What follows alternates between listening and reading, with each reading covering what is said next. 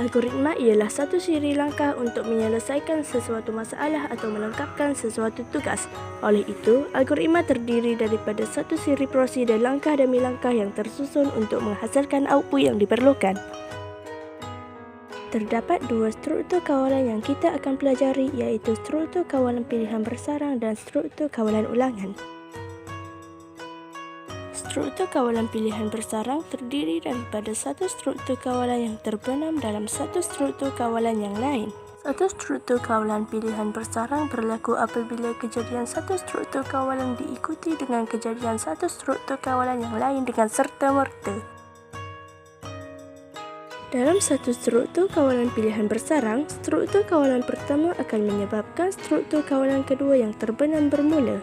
Dalam keadaan ini, struktur kawalan kedua akan dilaksanakan sehingga tamat dahulu baharu diikuti dengan pelaksanaan struktur kawalan pertama sehingga tamat.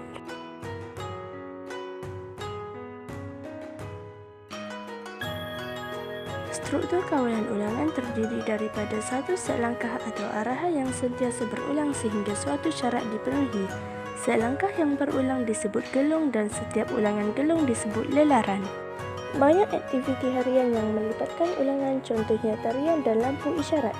Gambar foto 2.1 menunjukkan tarian Sumazau yang merupakan tarian tradisi suku kaum Kerzan Dusun untuk meraihkan tadau keamatan yang bermaksud pesta menuai. Rajah 2.8 menunjukkan contoh algoritma bagi tarian Sumazau yang menunjukkan langkah-langkah yang berulang. Tindakan yang berulang-ulang dalam sistem lampu isyarat di persimpangan jalan raya.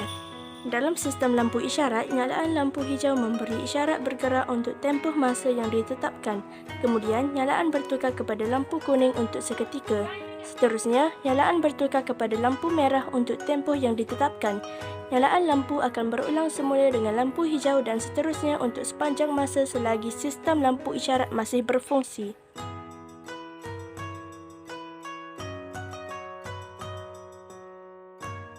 Dalam struktur kawalan ulangan, terdapat dua struktur kawalan ulangan yang sering digunakan, iaitu ulangan for dan ulangan while. Struktur kawalan ulangan for melakukan ulangan bagi sesuatu pernyataan untuk bilangan kali yang tertentu. Bilangan ulangan dikawal oleh suatu nombor yang disebut pembilang yang akan berubah pada setiap ulangan. Setiap struktur kawalan ulangan for mempunyai rangka umum.